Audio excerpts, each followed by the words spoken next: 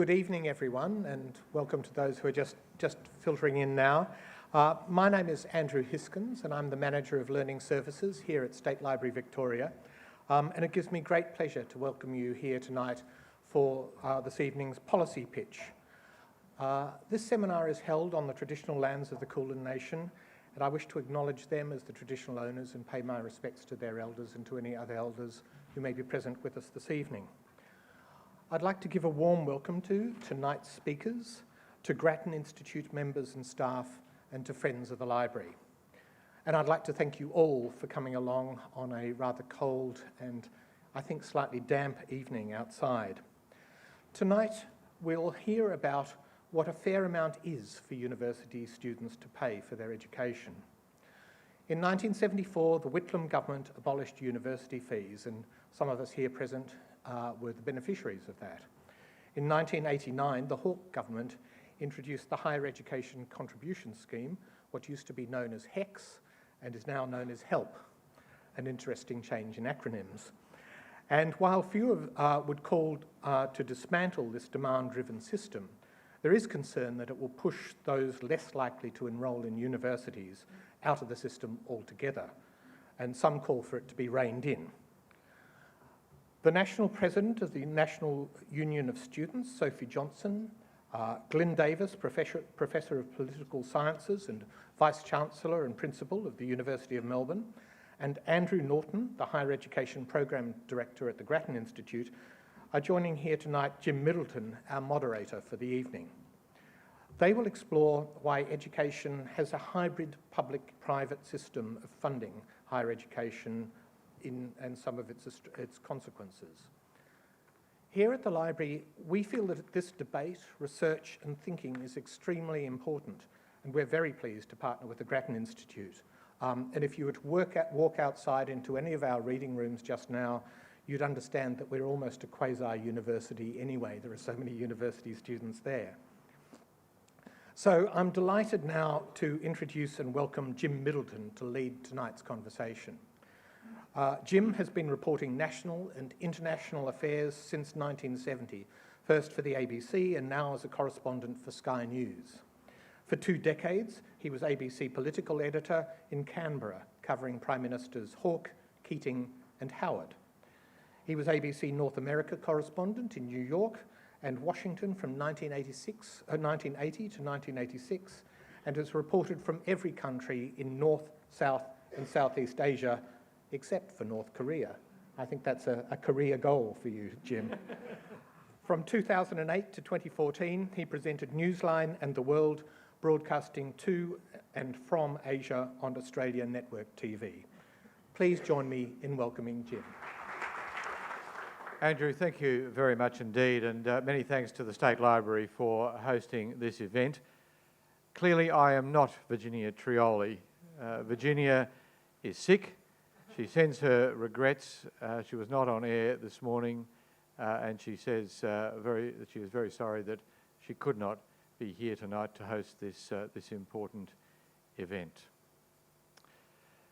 Ladies and gentlemen, welcome to this special event brought to you by the Grattan Institute and the Policy Shop podcast. As we know, the recent budget announced significant changes to higher education funding, changes that will have a significant impact on the bottom line of universities and the pockets too of students. Increases in maximum student contributions and lower income thresholds for repaying student debt are just some of the changes. The Turnbull government argues that these savings are a fair rebalancing of public and private contributions to the cost of university education. And this evening we're seeking to answer the question, what is a fair price for university students to pay? And we have a terrific panel to help us answer that very important question, not just for students, universities, but also for the future of the nation as well. Sophie Johnson is the President of the National Union of Students. Next to me, Glyn Davis, Professor of Political Science and Vice-Chancellor of the University of Melbourne. And on my far right, Andrew Norton, who is the Higher Education Program Director at the Grattan Institute. We'll have about 45 minutes of discussion between us all, then questions for 20 to 30 minutes. The event is being recorded for the Policy Shop podcast and for ABC Big Ideas. So when time for questions come, please wait for a microphone to reach you during the question and answer session. If you're on Twitter, the action is occurring at #PolicyPitch, and we will take some questions from Twitter, I should say.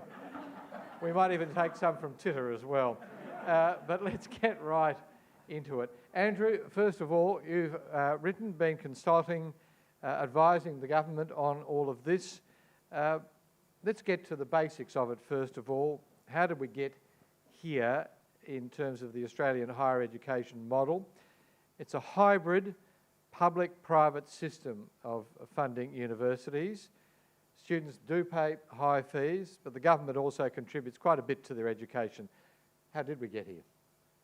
So this has got deep roots in Australian history. So Australian universities started in the 1850s. They were set up as institutions that were independent of government, and they had a mix of public and private funding sources from day one. And that has persisted through almost all of their history, with the exception of that 1974 to 1989 period. And one of the reasons I think this sort of has been the prevailing system in Australia is, if you look around globally, the kind of funding system you've got really depends on your overall tax and welfare system. So in Scandinavia, we've got relatively high taxes, you've got a very comprehensive welfare state, which includes free higher education. But in countries like Australia, New Zealand, Canada, the United States, many Asian countries, the state is much smaller, and as a result, there's private payment for education, health, retirement, a whole lot of range of other things. And to me, what's really important is these things integrate with the broader system rather than being anomalies. And so I think England is now the anomaly. We get high taxes and high fees, but Australia's in the pattern where you have relatively low taxes and relatively high fees. That doesn't explain the detail of policy, but it explains, I think, the broad pattern of policy. The Dawkins reforms in the 1980s, why was it that we moved away from the free university education of the earlier 1980s? Now, I'll declare an interest here. I'm so old that I neither benefited from Whitlam nor went through the HECS system. So I paid my way, but obviously there are many in politics at the moment who did not. But why did we have to move away from that era of free education? I think there were two reasons. One was that there were some people in Labor, including then Finance Minister Peter Walsh and the Education Minister John Dawkins, who had, I think, taken a long-standing Labor view that education was basically for relatively rich people, and it wasn't the job of the Labor Party to subsidise these relatively rich people. That was not their constituency. So there was always an element of Labor thinking along those lines. But I think the key trigger was, in the 80s, there was a very large increase in Year 12 completion rates. They realised there was going to be substantially increased demand for higher ed, and the question was, how can we finance an expanded system within a constrained budget? Some form of fees was discussed from the mid-80s, but I think in the late 80s they hit on the idea of income-contingent loans, which basically meant that students didn't have to pay up front, would be protected from default compared to a mortgage system later on, and really answered many of the access concerns that the Labor Party had. And I think it was that combination of Labor views plus the need to expand the system. On that score, Sophie, we'll move on to other models, but John Dawkins and Peter Walsh were right, were they not, that there was a disproportionate number of middle class and wealthier students in the 1980s who were getting free education, and with those Year 12 completion rates, it was simply unsustainable in budget terms to continue. A contribution had to be made, and the HECS introduced in the late 80s was, in its initial form, at least the way to go. Well, in 1980, the HECS was introduced to support the student demand, but we've moved past that now. We're in an era where almost 50% of Australians are going into some form of vocational training or university education.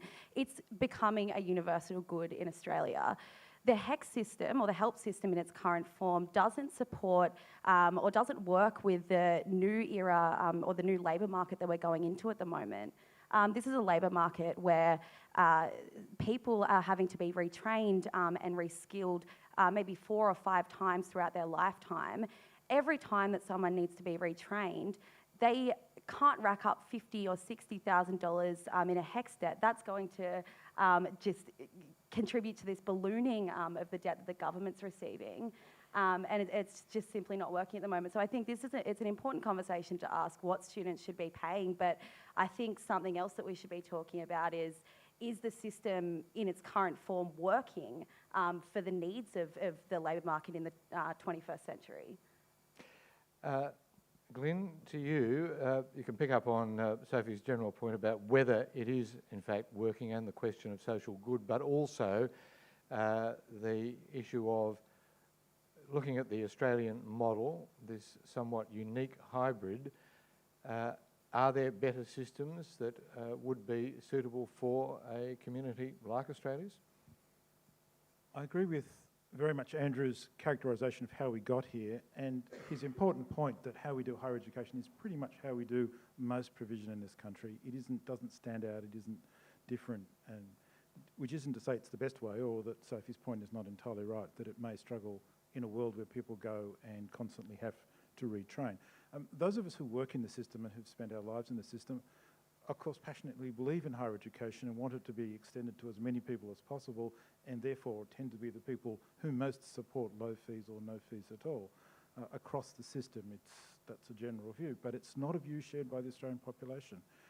I can say this with feeling, having served as the chair of Universities Australia, trying to go out into the general population and say, you should pay higher taxes so that people going to universities pay lower fees, is a really tough sell. And it tells us that most Australians expect students to make some form of contribution, and they're pretty comfortable with the system. And our attempts to make higher fees a political issue have always failed, which tells us we are pushing against a pretty firm sense of public opinion. Yes, I have had senior figures within the Labor Party say to me that all their polling shows that parents want their children to go to university, but they think it is fair that there be a contribution. Now, the argument is over what level of contribution. To the other point, though, in terms of other systems, is there a better way of doing what we are doing here? Are there better examples overseas? Glenn, I'll start with you. Sure. I don't know if there's a better system, because Andrew's point that the system has to make sense in terms of the taxation system is the right one. There are lots of different choices. If you go to Germany, it's all but free to go to university, and the universities are very high quality. If you go to France, it's also all but free. The universities struggle. The funding, public funding for universities in France is very low, and so the quality of the student experience is commensurate with that. So even in free systems, you get quite different outcomes. In North America, you've got both public and private, so you can see the difference in the provisions. The Australian system most closely resembles the public system in the United States, the great land-grant universities, the University of California and those systems. And I think both the costs and the costs of Australia are slightly higher. The quality is probably slightly lower because the public income is greater. But our system is essentially the same as the rest of the Anglo-American world. And so if we want to argue for a very different system, I think it's not just a conversation about higher education. It's about what sort of country are we, what sort of taxation are we prepared to pay, who do we aspire to be like? And that's a really important debate, and one we haven't really much had. We just carry on a path that we've accepted without debate. I'll come to you in a moment. So I might just ask the panellists, make sure the microphones are close to your mouth. Sophie, to you on that. Yes, there are countries around the world which provide much higher levels of public funding for universities, but they tend to be countries, do they not, where levels of taxation are much higher as well. Do you accept that we are not going to get a system in Australia with substantially more taxpayer funding of the system, regardless of the argument about what level of debt students ought to incur? Well, it's important to note, so Australia has the 6th highest fees in the OECD, but we are also one of the worst government-funded education systems. So students in Australia are paying significantly higher fees than the rest of the world, but our quality of education is much lower because the investment that the government is making is significantly lower. Is that right, Andrew? Agreed. It's very hard to do international comparisons of quality because we don't have any measures of how much people have actually learnt. So that's one major issue.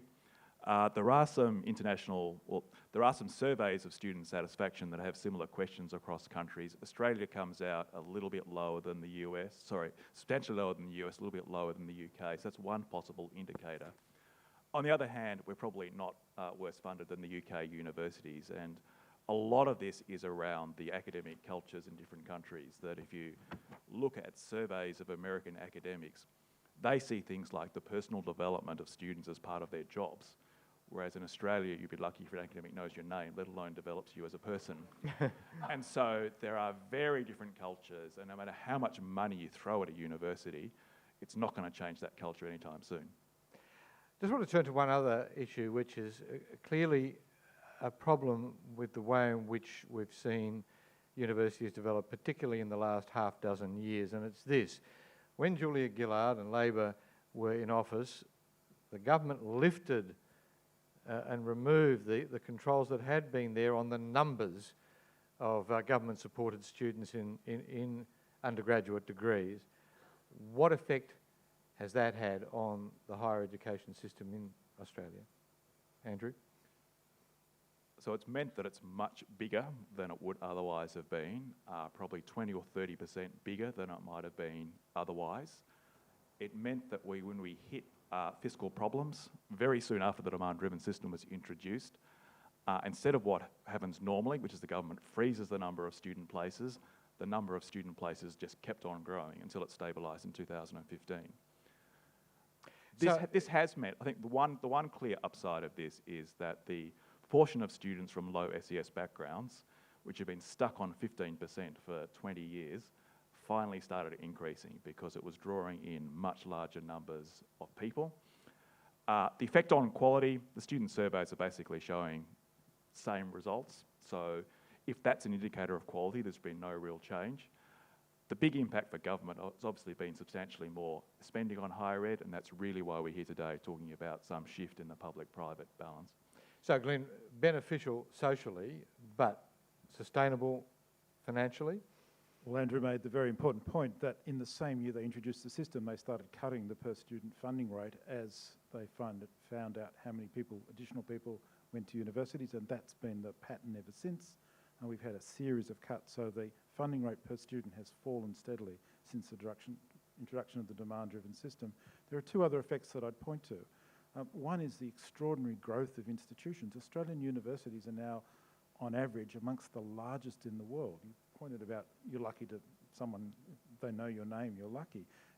In many ways, not a surprise. We now have huge universities compared to the rest of the world because we've started no universities despite a 20 to 30% increase just this decade. There have been no new institutions started. They've all been crammed into existing institutions, which has made life difficult. And the second and related outcome is we gutted the vocational education system unintentionally, I hope, as a consequence, because if it was easy to get into university and in fact cheaper for many students because of the HEX system to go to university than to go to TAFE, we've changed the balance of attractiveness. Now, I'm not against lots more people going to university, but we have not thought about the consequences for those Australians who may prefer a skills-based education, who might have preferred to go to a TAFE, and who've watched that system suffer tremendously under this change.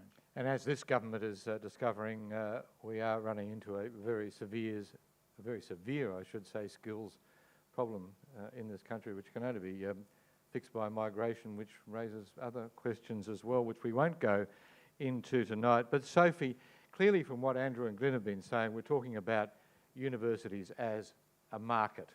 And I wonder if I could ask you a basic question. How do students react when it is put to them that what they are in is in effect a market? Yeah, I think the way that we see education is dramatically changing, and that is a reflection of how many more students or Australians in general are accessing higher education. Many more people are. The idea that education is only accessed by a privileged few is incredibly outdated. In the next 10 to 15 years, 40% of the current jobs will no longer exist. There is going to be a huge need for us to be reskilling our population. Not only that, but when you're educating your nation, you're developing highly skilled workforce, you're developing new industries, but you're also contributing to the social responsibility of individuals. Not only that, but when there was data that came out that said that for every 1,000 university students that received an education, an additional 140 jobs were created for people who never went to university at all. So I think you need to really look at those spillover effects of higher education and what it means for Australia as a whole, rather than just looking at those individual benefits. Indeed. Look, Lynn, before we move on, just on those two questions of points of Sophie's, there were at least two of the points. Number one, this question that, the social benefit that we are encouraging a more socially responsible group of people to emerge from universities, and also the multiplier effect. Both entirely accurate.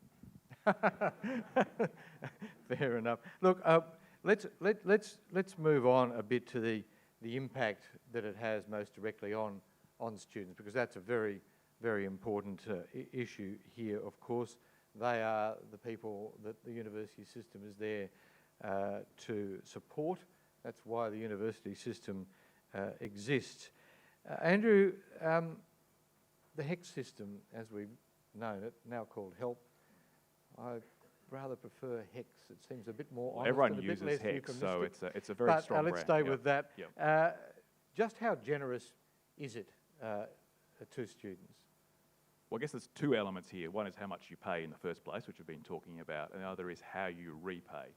So at the moment, you repay nothing unless you earn about $55,000 a year, and at that point you repay 4% of your income, so about $2,200.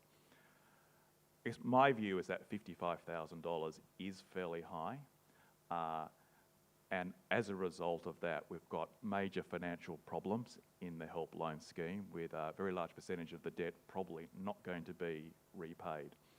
And that's really why, at Grattan we've done a report, and the government's now adopted this lower $42,000 threshold, which is two things: more realistic about having vocational education people in the system and reflecting the kinds of salaries they earn, and second, being realistic that many graduates will be the second income earners in their households, working part-time.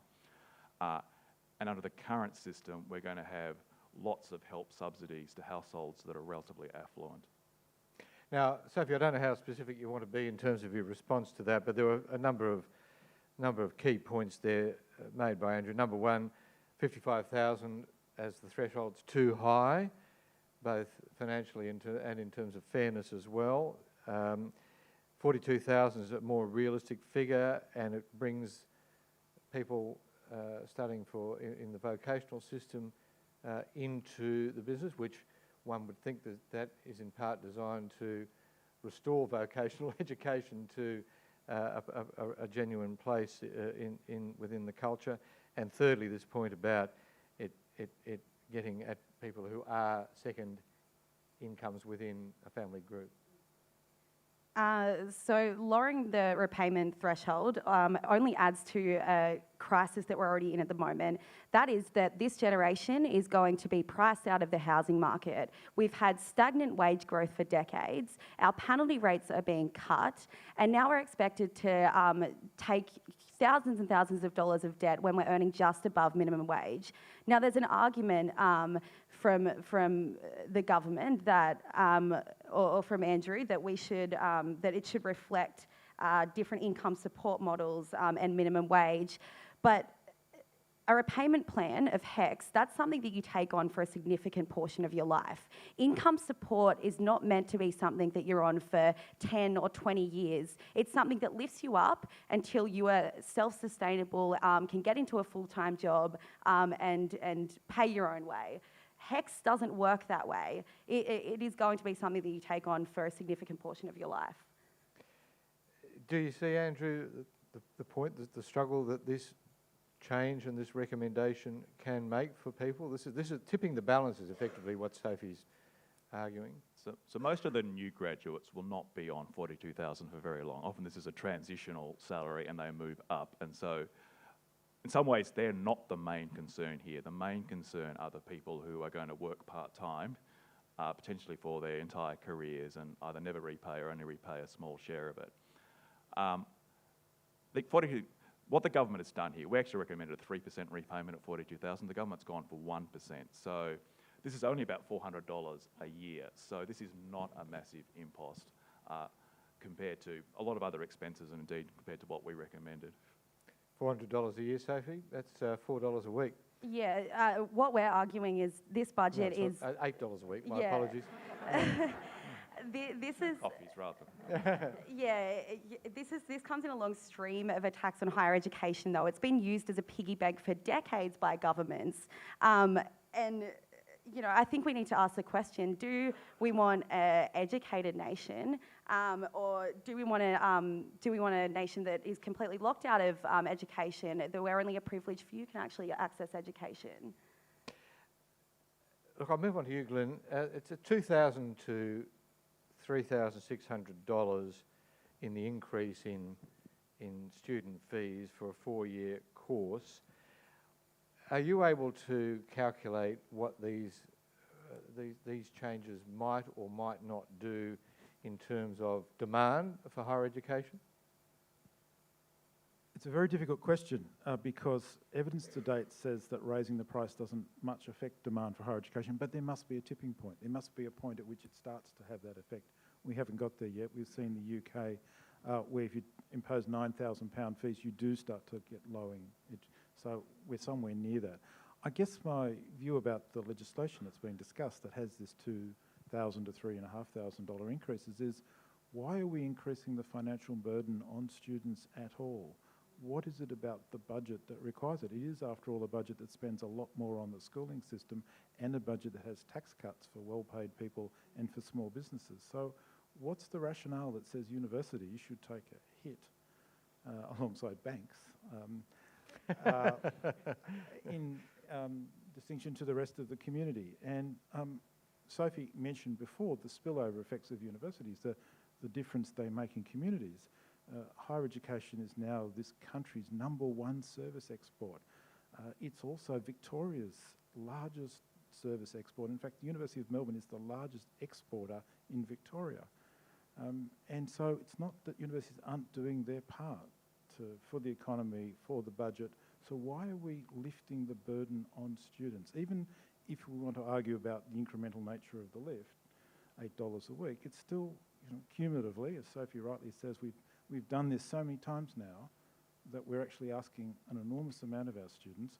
And it's not like we're putting more money into income support. It's not like we're spending more scholarships to support people while they're students, which seems to me the main problem with our system.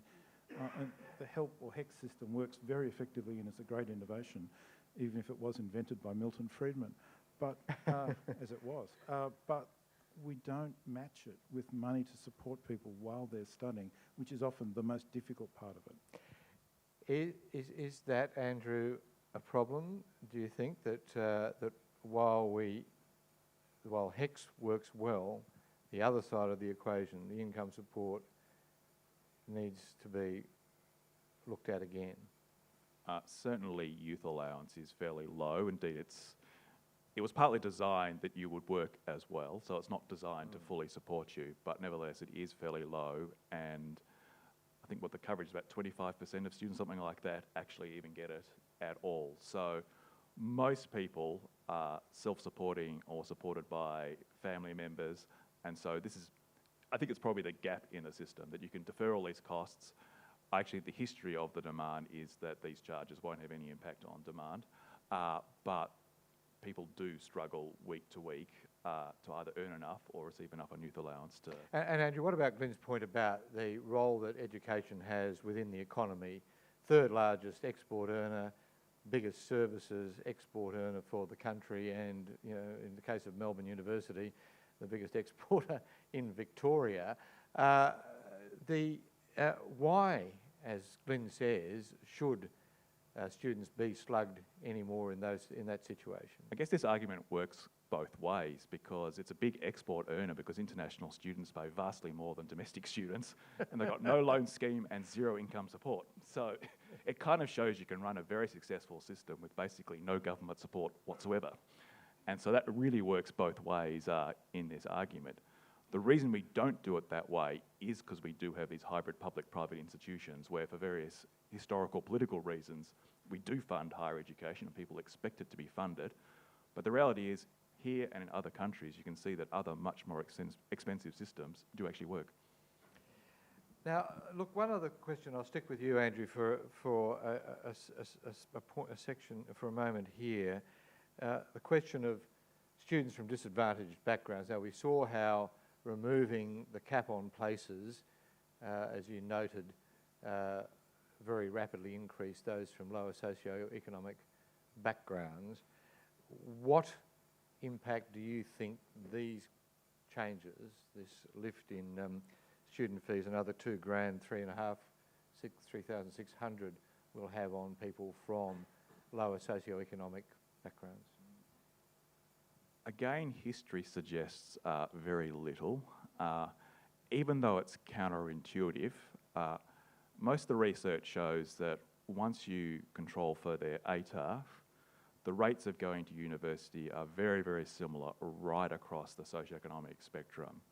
And the reason we see low SES students underrepresented is that they either don't finish school or don't get the higher ATARs. And what the demand-driven system has done is mean that the ATAR required to get into university has gone down, and that has made it accessible to a much larger group of people than has been historically true. I guess they're all making very similar calculations that if I go to university, I'll get myself into a different labour market, and there'll be jobs that are higher paid than the ones I would get if I just left school without further education or possibly went into the vocational system. I think there's an interesting question about whether going to university is the right judgment call, but having made it, I don't think these fees will make a big difference. And Glyn and Sophie, on this subject, what then, if we're talking about lower ATARs, is this having on the quality of the education that students are getting? Sophie, you've a point to make about that too, if you could. Yeah, I was from a low socioeconomic school in a rural area, so I know firsthand what it's like for regional students to actually access education. They aren't thinking about going to higher education when they're in year 12. They're starting to think about that when they're just entering high school. Now, increasing fees and lowering the repayment threshold, for people from disadvantaged backgrounds, they have experienced financial pressures their entire lives. So seeing a huge sum of money in year 7 or year 8, they're going to make that decision then and there that university education is not something that those kinds of people can aspire to. And I've seen it myself. I've very few people from the high school that I went to, it's increasing now, but very few people actually go to university because it's just not something that seems like a possibility for those individuals. Even in circumstances where we've seen as a consequence of the lifting of the cap that the figures show that many more people from lower socioeconomic backgrounds are benefiting from university study? Absolutely. I think programs like HEP have gone a long way in growing those numbers of disadvantaged students, but it doesn't take away from that financial burden that they still experience. We've seen earlier this year a report came out about the retention rates of university students is lowering. So people are finding it harder and harder to maintain their studies while they're at university. That goes hand in hand with problems like low wage growth, the fact that there's no jobs out there for us to be getting. And Glyn, before we move on, has this stressed the university teaching system? Are you worried about what the consequence of increased numbers is doing in terms of quality of the education your students are receiving? Well, I think generally if you expand the pool that's coming in and you don't provide additional resources to support those for whom getting into university has become for the first time a possibility, not surprisingly the retention rates are going to go down and the failure rates are going to go up. And that doesn't mean the universities are doing something wrong. It does mean that they don't have the resources to put in to support those students who need them, for whom this is often very difficult. So it hasn't had, it's had differential effects depending on the institution. And I guess one of the things that's worrying me about the cuts in the budget proposed for this year is that it'll hit hardest the most stretched already institutions for whom providing the additional support required is most difficult, and so it's a differential effect. It will make life more difficult for those least able to respond. When you mentioned the cuts to university funding, so let's go directly to that as an issue. There are two main changes. You've got basically a 5% cut to funding and 7.5% of funding held back if institutions don't meet indicators around KPIs effectively around areas such as student retention, which you just mentioned, student satisfaction with teaching, and employment outcomes. Now, you've got some beautiful new buildings up there on the campus nearby. Arts West in particular is an absolute delight. Best wallpaper in the campus. But the government says things like that are an indication that universities have been splurging money on physical infrastructure. So they would say, Simon Birmingham, the Education Minister, and Malcolm Turnbull too, that it's time for universities to tighten their belts. What do you say to that? And they did say that. That was part of the justification for... So the first thing to say about those new buildings is there's not 1 cent of Commonwealth money in them. There is no Commonwealth funding for new buildings. It's not like it's spending the Commonwealth's money to build them. They're all funded through the surpluses that universities generate, and so you get it coming and going. The Commonwealth criticised universities for having surpluses and then criticised what the surpluses were used for, which was to provide better facilities for the students, which is what those buildings are about. There's been a big shift in the way learning operates. There's been a really big drive toward providing facilities so students can spend more time on campus, more library facilities, more common areas, more wireless rollout across the campus, more infrastructure in IT so that students can access materials online rather than in person. All of those cost money, and they've all been funded by the universities, not by the Commonwealth. So here are universities trying to do a better job, and it's being used against them to justify budget cuts. So we're not entirely impressed.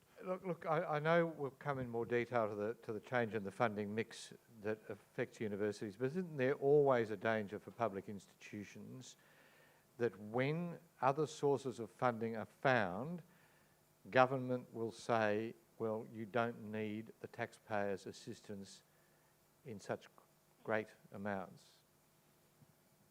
So when the University of Melbourne first ran a fundraising campaign in 1953, on its 100th anniversary, to try and raise £1 million, which is a lot of money in 1953, it abandoned it after 6 months. And it abandoned the campaign because it realised if it was successful, government would cut its funding on the grounds it could raise its own funding.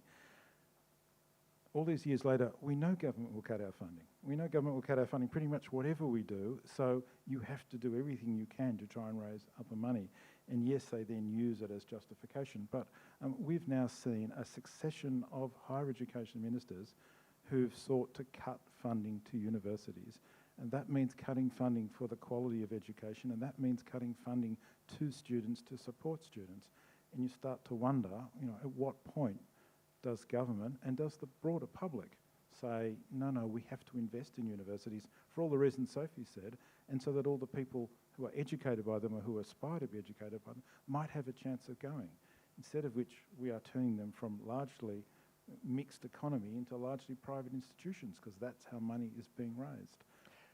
Sophie, on that score, why do you think it is, from the student perspective, that there has been so little success in pointing out the realities, as Glyn just has, to successive governments, and this is Labor as well as coalition, that these are the consequences of constantly you know,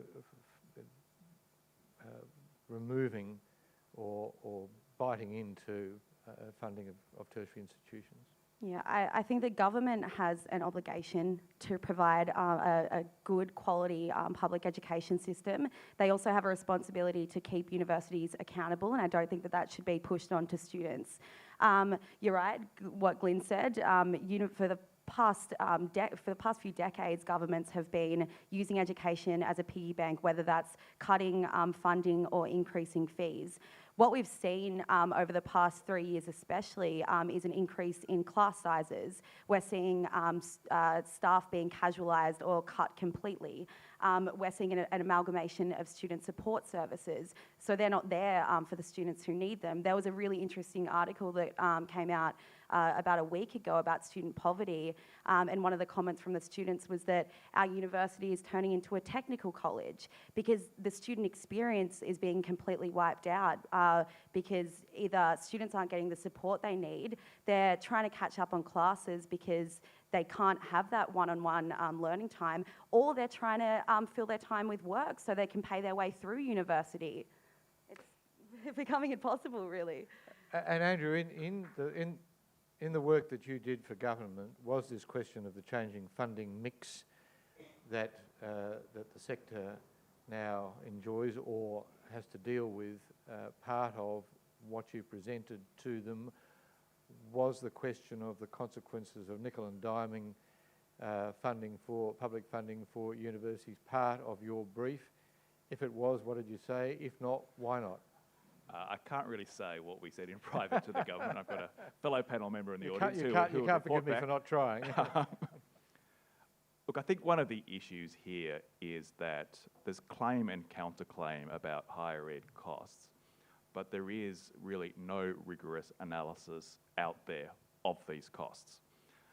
So there was a study done by the government, or commissioned by Deloitte did it for the government, which essentially found that, on average, universities spend less than their total teaching budget on teaching. That has good historical reasons. They were originally funded to do research and other things as well. So the government is using that. I think the problem is we've not sat down and said, what exactly do we want to get from this system? What is the desirable level of quality and other services? And then what is a reasonable cost for that? In a whole lot of other sectors, like hospitals and medical professions, there's been really sophisticated work done to work out, what is a reasonably efficient cost and to try and hold hospitals to that. We've never had an equivalent in the higher education sector. And as a result, we're sort of in this claim-counterclaim where there's really no robust evidence base and no standard against which we are agreed and judging what's happening.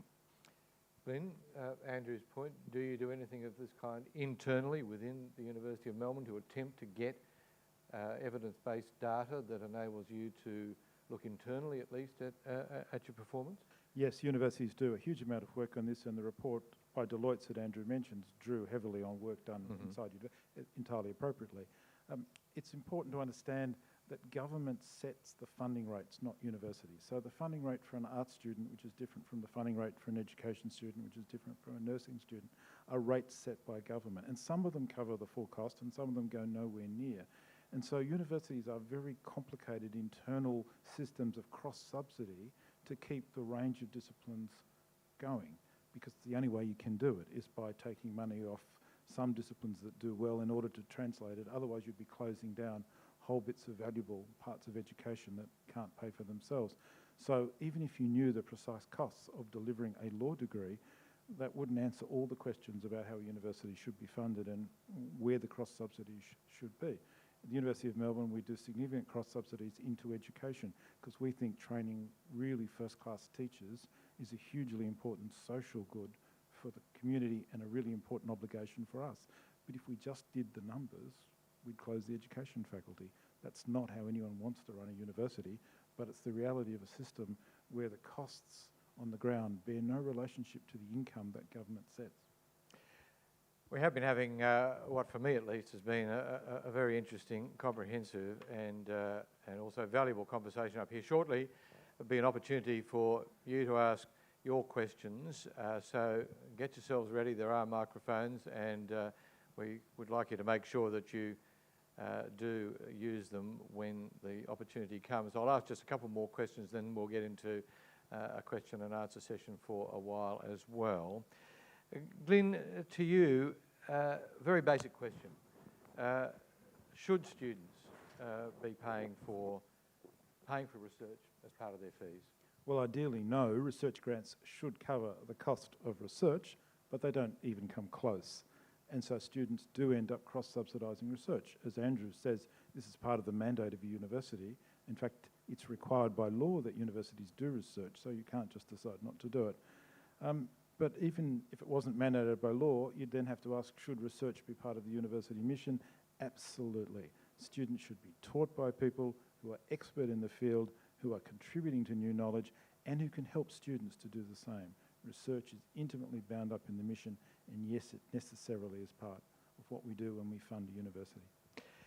Sophie, Glyn's largely dealt with it from his perspective as someone who runs a university, but I wonder if I could ask you from the student's perspective, do you think that universities ought to be funded on performance indicators, on measures such as how many students get jobs, which after all is one of the key reasons that people like you come to university?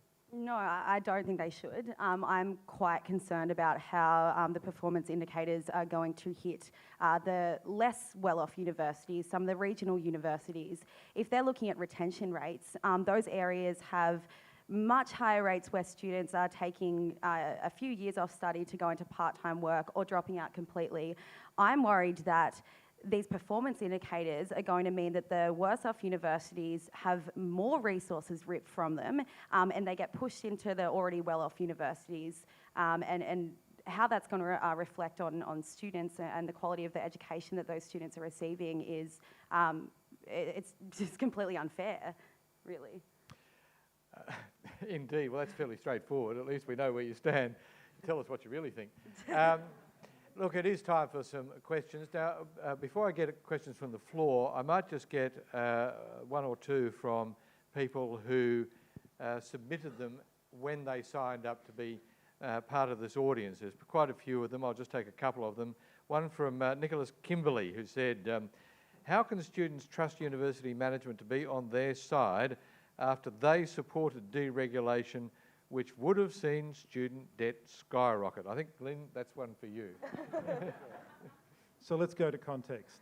I mentioned that on the introduction of the demand-driven system, the costs for government went up much more quickly than they expected, and governments in 2012 in the budget introduced cuts the same year they introduced the demand-driven system, though in practice it started a year earlier. And at the end of 2012, then Education Minister Craig Emerson stood up and announced that he was going to make further cuts in order to transfer money to support the Gonski program in schools. And so at that point, the clear signal to universities was, as long as you keep growing, you'll be sustaining cuts. The point about the package in 2013, which was the 2014 budget, the Christopher Pyne package, which I was a reluctant supporter of, alongside with many other Vice-Chancellors, but I was a supporter, and I put my hand up and said, and it was because we had by then endured significant cuts from both sides of politics, because the Christopher Pyne package was a 20% cut, and our argument was it didn't matter who was going to be in government, we were going to be cut, and that meant the quality of education was going to fall, and we need to get out from under ministers setting prices and then cutting them all the time each time it was convenient. We supported deregulation because it was a way of escaping from, or partly escaping from, the political imperative to cut universities so regularly. Our argument was, otherwise they were going to go on cutting, and the deregulation debate was lost, and we now have a minister who's cutting us again, and he's cutting us again with no offsets. It's not like we can raise the money some other way. Exactly what we thought was going to happen is happening. It appears not to matter who's in government, we get the same outcome. That's why I supported deregulation. Sophie, you may not agree with what Glyn's saying, but do you at least understand the logic behind the conclusion that he came to in the circumstances that the universities faced at the time of the 2014 budget? Well, no, it's pushing the burden straight onto students. They're not supporting this budget under the guise that it's pushing the burden onto students, so I don't understand why it would be any different in 2014. I think the challenge for both parties is to seriously and radically rethink the way that higher education is in Australia, what we need going into the future, going into new labour markets, and also what individual people need, what skills they need, how we're kind of investing in people's futures. Look, one more question Glyn, go ahead. I just want to come back to the burden on students question. Of course, you're entirely right, that's who's paying the fees. But it's important to remember how unfair the current burden on students is in this sense, that some students are paying 92% of the cost of their university education and others are paying 35%. And what deregulation allowed us to do as institutions was to move to a more fair, equitable distribution of how costs were being assigned across the student body, instead of having a minister decide for us that because you're an arts student, you're going to pay 92%, but because you're doing agricultural or veterinary science, the government's going to pay most of the cost. We could have done something about making it a fairer system for students if we'd had that authority. Well, I think both systems were bad, and I don't think it does anyone any good to argue which one was worse. I think we need to seriously rethink a new system. I don't think going back on those ideals is getting us anywhere. One final question from the early birds who got in and did this as they registered, and it's really, I guess, for Andrew and perhaps Sophie as well. From Chris Leeson, who works for Macquarie Bank, he says this: job readiness and required skills seem to be a hot topic at the moment. Would it be possible and would it be beneficial, Andrew, to shift tertiary education to a traineeship model? That is 5-6 years for an accounting degree where the student both works and studies at the same time, for example. So that's not university education. So university education is... Well, it used to be a bit like the old law school model, didn't it? Yeah, so a lot of professions have moved from that kind of model to a university model. That's certainly not the only way to train for the professions historically, and we've even got some of the big consulting firms now saying they'll take students direct from year 12, bypass university. So I think there are alternatives, but I wouldn't want universities themselves to be turned into something quite different. You know, they do have a broader intellectual mission, and even sort of law and accounting can be made a more intellectual thing, which is intrinsically interesting. So I'm fine with separate training institutes, but don't convert universities into them. Glyn? Got it in one. Okay. Look, I'm sure you've got plenty of questions, and let's get right to it. Right down the front row here. Got a microphone?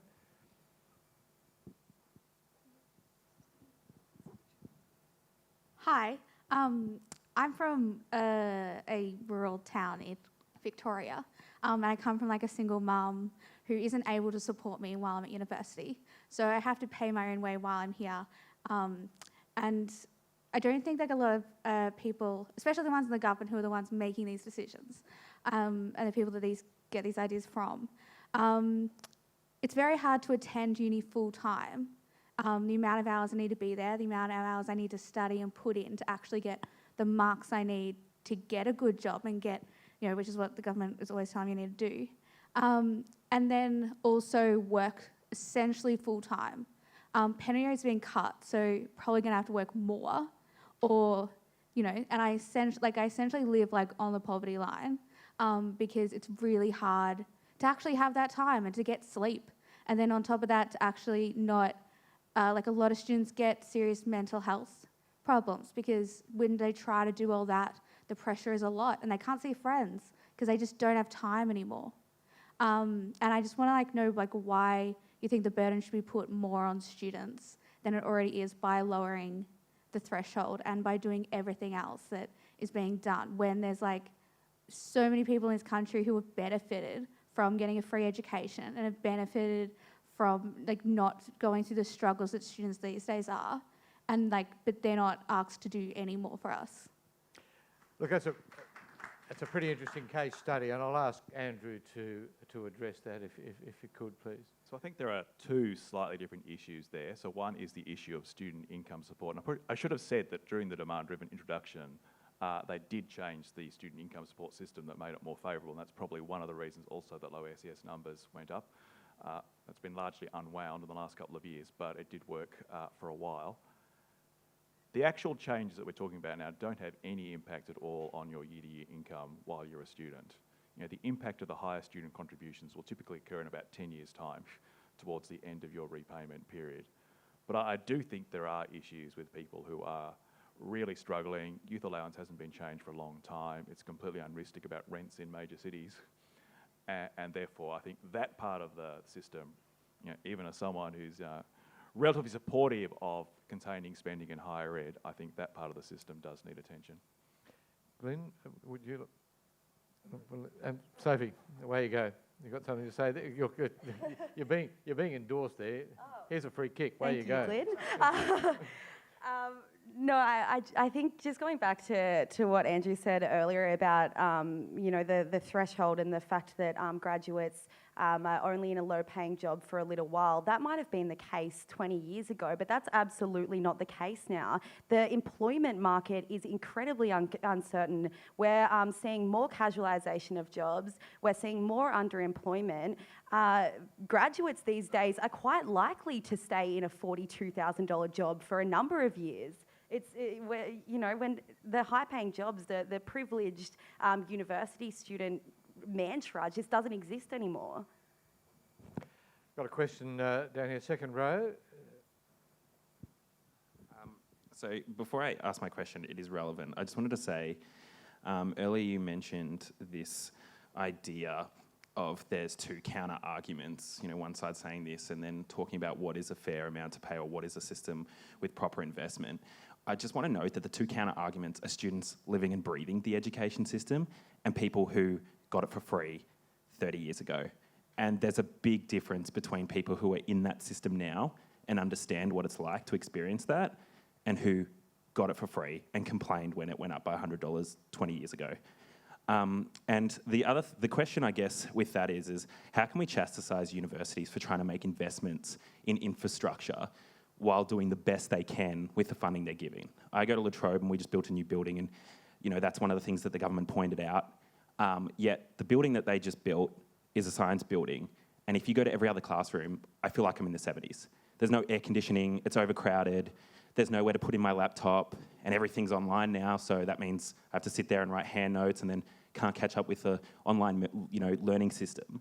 I guess my question is how do you justify, as an institute, like sort of allowing, as a public voice, the government to say, well, hey, this is a splurge, then say, oh, students should pay more, but then cut as well. I just don't think that's realistic to say, oh, the universities are doing the best they can with the money they're given to try and make us up to date in a global stage where everything's changing and jobs are changing and technology is evolving so rapidly that students, you know, are willing to go to work for $30 on Airtasker.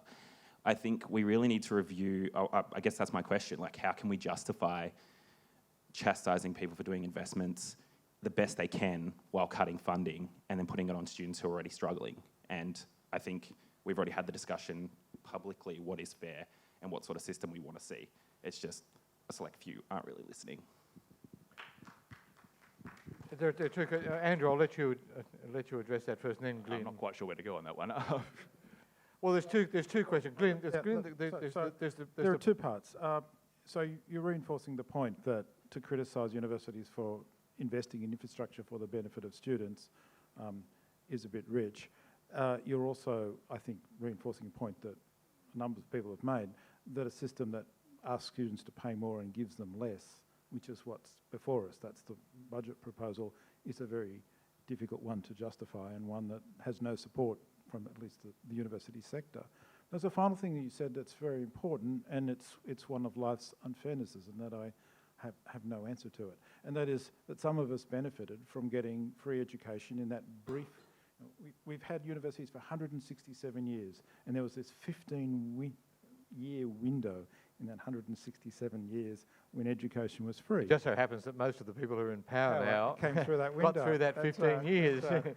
And in a sense, there's, how do you, if you're a beneficiary of that, what do you do to make sure that you're giving back, that you're part of making it proper for the next group, then part of it possible for the next group of students to come through. They can't have the world you have, but then you don't have the world they had. I mean, the quality of the facilities, the libraries, the IT is unimaginable for those of us who were students 40 years ago. It is a vastly better system. The universities are vastly better. The quality of the staffing, the quality of the support is better than it ever was.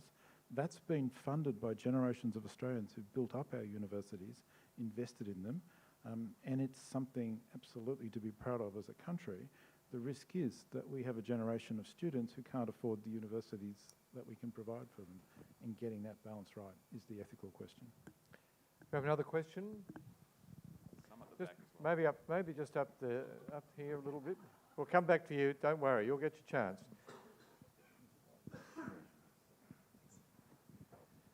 Hi.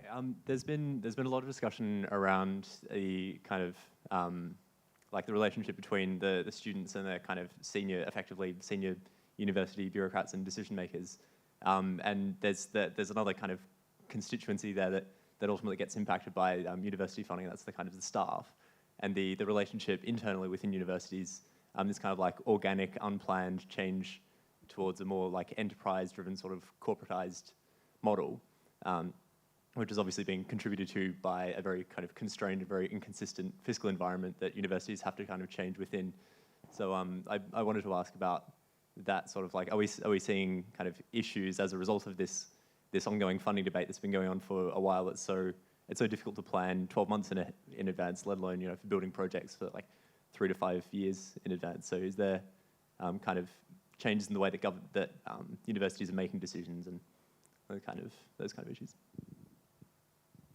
Well, thank you for raising it. So we've had a 25-year debate inside the university sector about exactly that question, and there's a set of standard arguments about what's happened, and this is neoliberalism or some other explanation.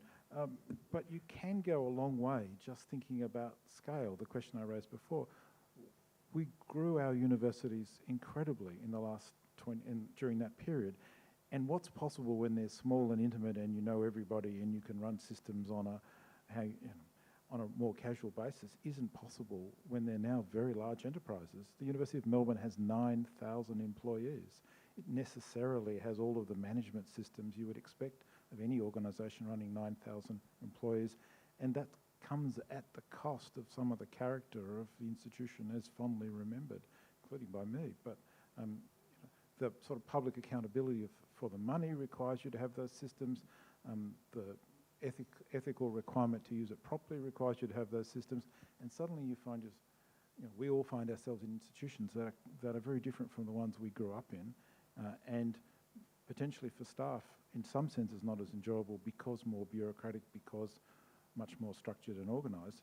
On the other hand, as I said, the facilities that are available to students are also there for staff, and the quality of the support to staff is often greater. But I was struck to read recently that a majority of staff in Australian universities are now on casual contracts, and that's a fundamental shift. Sophie, did you want to say something about the casualisation? I think it's becoming more and more common. We had, after the deregulation policy was introduced and it failed, we had 4 years essentially, or 3 years of funding uncertainty, and in that time we did see significant numbers of staff casualisation and staff cuts, and that cuts into the quality. We do want to be having the best facilities at our university, at our universities, but we also want to be having high quality teachers and casualising them, telling them that they're not worth being there every day and being paid the requirements of being a full-time staff. I think that eats into the quality of education more broadly, and it does hit students. Question, second row down here. Thank you for the thoughtful discussion. Due to the way higher education grants and student fees were indexed from 2011, in which they were tied in part to wage growth in professions, Student fees have already increased in real terms. Indeed, had wage growth continued at 2011 levels, student fees would have risen by 5% by 2018, not far off the proposed 7.5% in the new bill. I don't think there was any protest outside the State Library about fee rise via indexation. So what role does salience play in student responses to changes? Can I give some context? Andrew, this is a very sophisticated understanding of how university funding is done that for a while indexation... Andrew, could you just move the sorry. So microphone for a closer while to you? indexation was linked to the wage price index and so caught the end of the boom in the economy, and as a result student contributions went up by unusually large amounts for several years, and that sort of got parallels what the government is now saying. And I think the point of the questioner is that that actually raised no protests and had no impact. It actually coincided with the demand-driven boom, and so possibly when we have similar increases, if this bill gets through, which looks unlikely, we'll probably see very little behavioural change. Another question over here, just at the end of the second row. Thank you. I just want to clarify something I heard a couple of minutes ago. I think I heard the Vice-Chancellor of the state's biggest exporter and one of the biggest members of the Group of Eight and the nation's biggest global export industry, suggesting that on market efficiency and product quality grounds, that some of these big institutions should be trust-busted back by whether it's Alan Fells or Graham Samuel, whoever runs the ACCC these days, back to the single campus universities that they were back in the 80s. Is that what I heard? I think it's Steve Sedgwick, isn't it? Yeah. No, it's not. But no, it's not what you heard. I am personally concerned that we only have one type of university in this country, the very large, and it's a slightly different point. We've grown all of our universities, the GO8, the non-GO8, doesn't matter what. The smallest university in the country is Sunshine Coast. It has 12,000 students. It's hardly small and intimate. Caltech has 2,400. Princeton has 8,100. As a student, you don't have any choices in this country. You can't go to a small, intimate university. You can't go to a liberal arts college. You can't go to a specialist university of any sort. One of the things that we did in the 90s is we wiped out all of the freestanding arts colleges and all of the other sorts of institutions that provided diversity and choice for students, and we substituted a single type, a very large, comprehensive institution. And my sadness is not that some institutions are large and large exporters and all that. It's that for us, if you're a student, there's only one choice, and it'd be better if we had diversity in the system, which isn't to say we should change existing institutions necessarily, but why can't we think about ways of accommodating growth other than simply making existing institutions bigger, which is the route we've taken for the last 20 years. No, it's actually Rod Sims, that's who I was thinking of, who's the ACCC Commissioner. But on that question, Glyn, is it simply the case that the economics of scale mean that provision of infrastructure at a level where you could have universities of 2,500, 5,000, 8,000, with the budget pressures that the country faces, it's simply no longer possible to have that diversity? So it may be the case, but it's not the case in other countries which seem to do this. Take a public system like Hong Kong. It has Nanyang University, which is a fabulous little arts-focused university, has less than 3,000 students, and they're able to make it work very effectively. So there are public systems that have been able to support a broader diversity of institutions than we've achieved in Australia. So I think it can be done. Do we have another question? Yes, you've been waiting. You were very patient. Just to go back to the how much students should pay and the threshold, I guess I can accept that 55 is acceptable, but I just want to point out that $42,000 is nearly half the median Australian wage, and my understanding was that the point of paying back your HECS at a certain income is that you are in a job that education has provided you to enter. So how could you possibly tell a full-time hospital retail worker or, you know, those kind of people, that they should be paying back this massive HECS debt for a university degree that they've gone through when they're not actually working in the field that they've been educated to work in. Andrew? And that's directed at you, Andrew. So when HECS was introduced in 89, or the legislature was in 88, this was obviously a very big issue for the Labor Party to try and get this through both their caucus and the Parliament. And one of the ways they solved this was basically by saying, we'll link it to roughly average weekly earnings so that graduates will basically be doing better than everyone else on average. They thought that was a pretty costless promise because at that stage, starting salaries are pretty similar to average weekly earnings. There was an obvious political and fiscal reason why they did that, but I think what we did was go back to first principles and say, well, should people be guaranteed a good outcome? And yes, you say yes. We looked at it more in the context of HELP being another of the government's income protection programs, and thought that the threshold should be more like what other people who have this protection face, people on welfare, people on minimum wage, things like that, rather than saying graduates are a special sector that deserve more generous financial circumstances than everyone else the government is protecting. Look, it does seem, though, that whatever the target does seem to have been revenue raising. That's the point. Yes. And whether or not that's right or wrong, in the process of developing that figure of 42,000 as where the threshold should be, do you understand that there may be an unintended consequence of capturing people other than those second income people, for example, and that this is not as equitable for them as it may be in capturing this other category? That's why we did look at all these other forms of government income protection and left it at a level comfortably above those, while still in our calculations achieving a fair bit of what we would like to achieve in lower doubtful debt. Look, we are getting close to the point where we are running out of time, but there is one question I would like particularly to ask Lynn and Sophie, and it's this one, or in fact all of you, Andrew as well. Is the government right to say that universities and university students should be contributing to the task of budget repair? Andrew?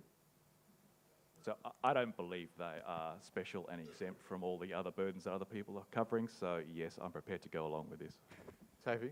Absolutely, and they do contribute. They contribute by developing new jobs for people who don't go to university at all.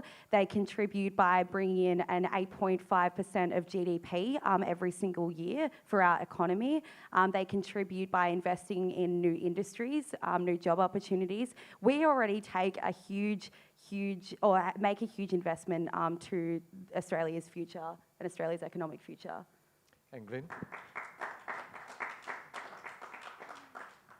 Happy to see contribution to budget repair if it's equitable and if it's distributed across the community in equitable ways. I think the argument here is that it isn't.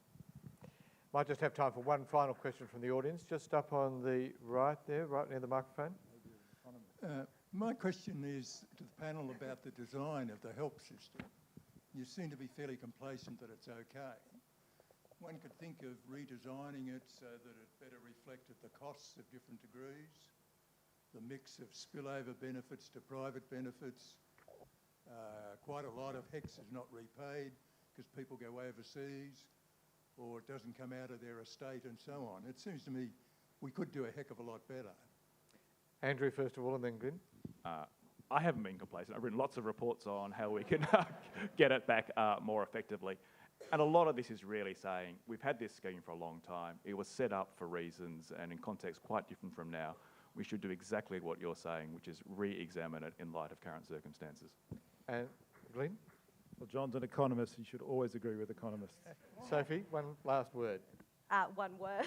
No, I agree. I think that we're in a completely different context, like Andrew said, and we definitely need to radically rethink the system in its current form. And now I will have more than one last word, but it is the last word. That is, unfortunately, all we have time for. I'd like to say thanks very much to the Policy Shop podcast team, also to the Grattan Institute for planning this event, and also to the State Library for hosting it in these terrific surroundings. If you do get a chance to subscribe, you should, to the Policy Shop on iTunes. It's a young podcast which iTunes has singled out to listen to as well. Their last episode with Angus Deaton on America's prescription drug crisis, superb. And as I said, thank you very much to the State Library, and thanks to all of you for attending. Thank you very much.